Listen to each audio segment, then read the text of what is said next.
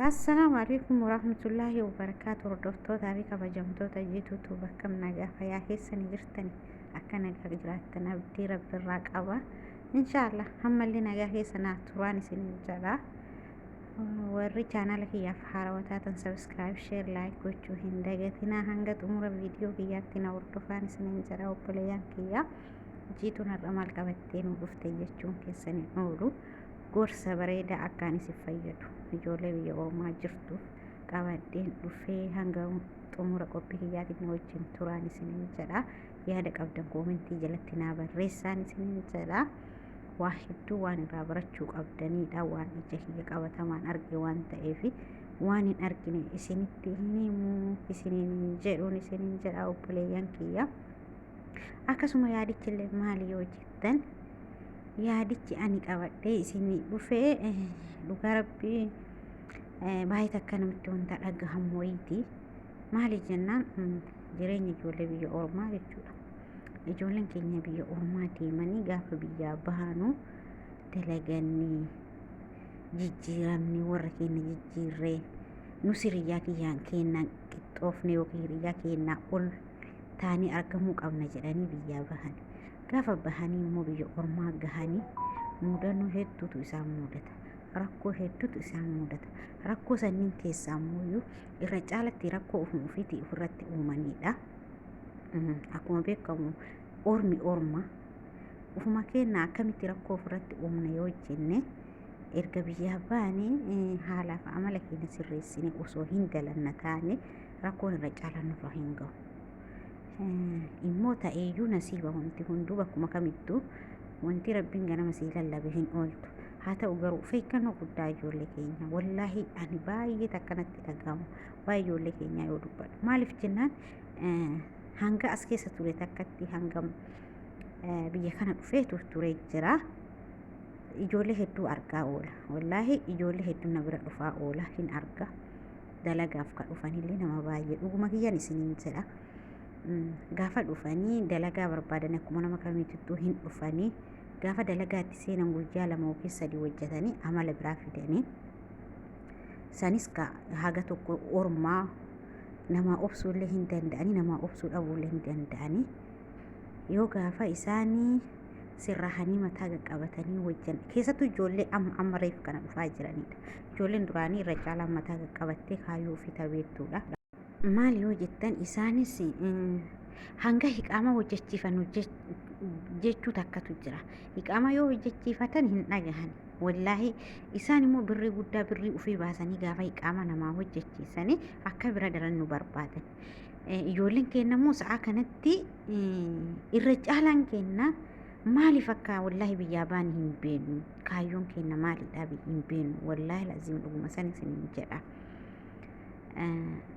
amma fakkeenyaaf ani amoonta ija kiyyaa argachuu isiniin jedhe irratti yoo isiniif dubbadhe ijoollee hedduu akkuma isiniin jedhe na bira dhufaa ture.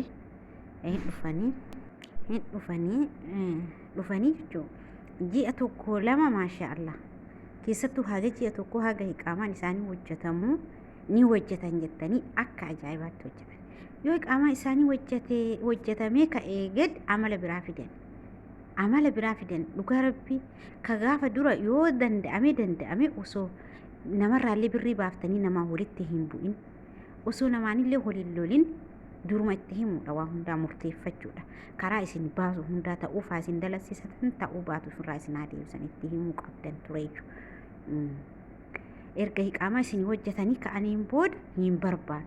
akkas taate kama bar duraayyuu arganii fakkeenyaaf amma akka dhufteeni akka itti himuu fi natti hima namichi kiyya wanta mana kana keessa jiru akkaataa dalagaa akka itti himuu fi natti hima. dhuguma san natti himaa ittiin himaa fudhanni hayyaa hin dalannaa dalagaa barbaannaa kaayyoo barbaannaa jedhanii itti seenanii gaafa inni hiqaamaa hojjetee fi ka'uu amala biraa fiddee ijoolleen hin deemnaa nuuf firii ta'anii dalaguu barbaanna qaaqa hin barbaannu akkas jedhan. maaliif erga biyyaa bahanii mataa qaqqabatanii dalaguu qabanii yaani akkuma kamittuu mirgi namummaa namaa eegamaa feenee itti dhufne waan ta'eef dalaganii gara biyyaa odoo deebineen isin jedha.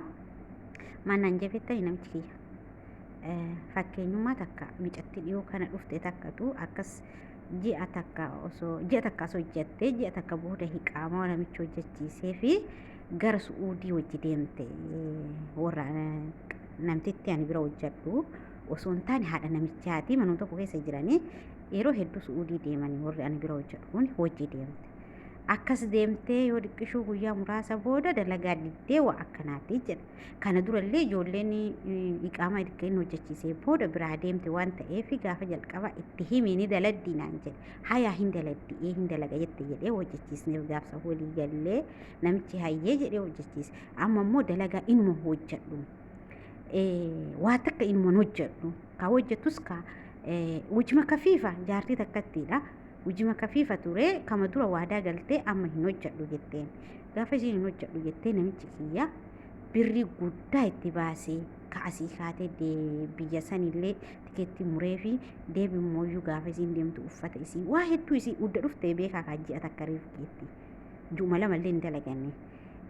Wanta amma daladdee kana ji'a isii hanga har'aatti daladdee kana birrii takka hin kennuuf naan jedhe. Maaliif ree? Osoo isiin dura mataa qaqqabattee daladdee jiraatte ni kennamaa birriin kun humna isii kanaan dura daladdee balleessite jechuudha. Sa'aatii kana gaafa as deemte as keessallee hojjechuu hin dandeettu akka gara biyyaa akka deemtuufi laalachi as bilbiltee hin barbaadu dalagaa waan jetteef inni birrii ofii baasee ammallee xiyyaaraan asit deebisa.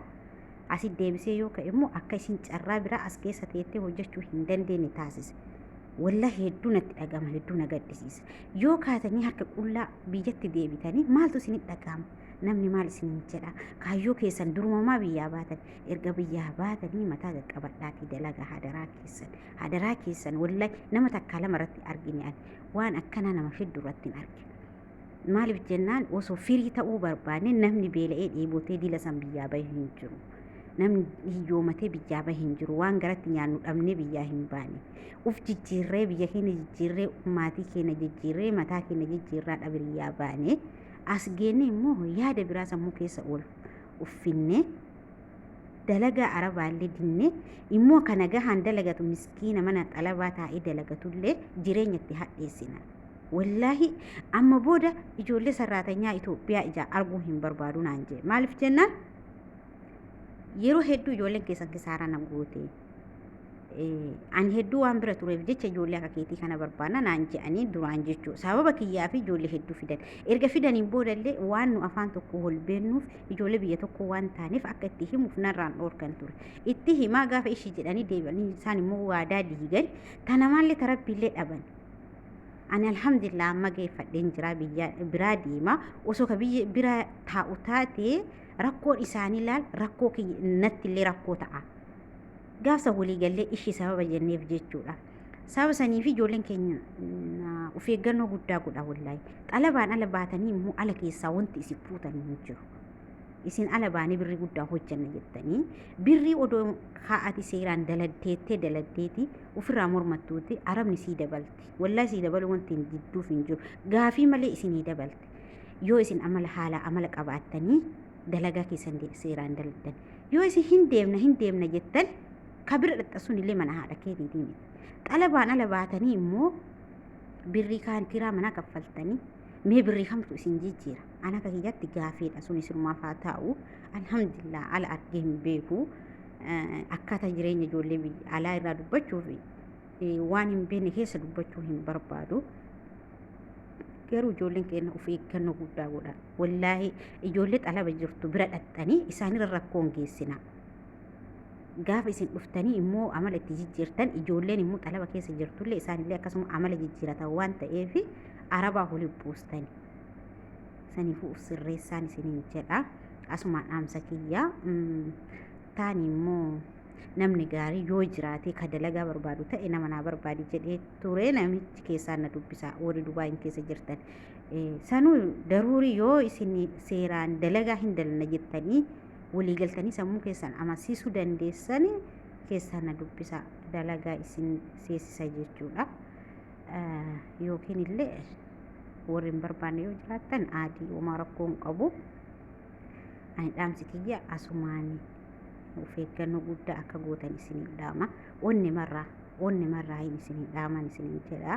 Waan hordoftaniif galatooma yaanni kiyya kunoo akka fudhatama isinii qabaatu ta'ee koomentii jalatti naa barreessaa.